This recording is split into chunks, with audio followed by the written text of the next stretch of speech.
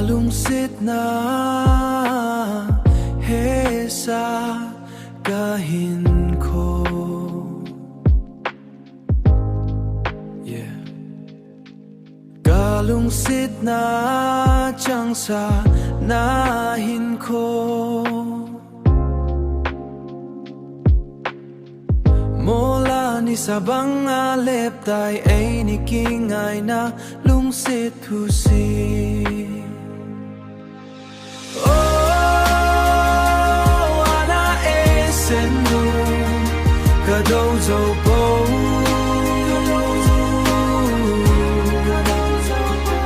Zingaday tulibang kang tehile kalungsit na sit na. Katasanat nating sumulong nante kahin ko man nanjong mitobang dom nante.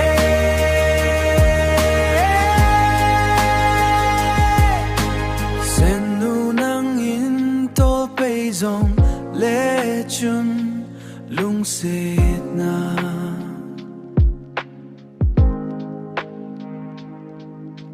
Achi satu sim lui bangin miljong lechun.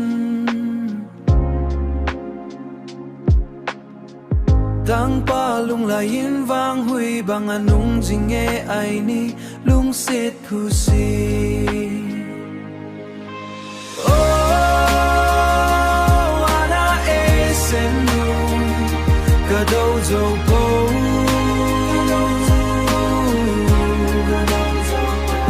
Zingaday tulibang kang tehile kalungsit na sit na.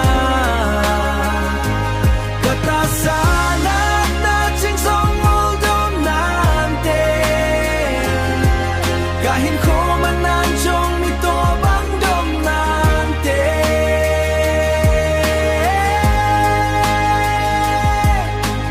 Nasahay na huwabay tingle tang vang sang lam vein lang chi mai tan tin nay la cho in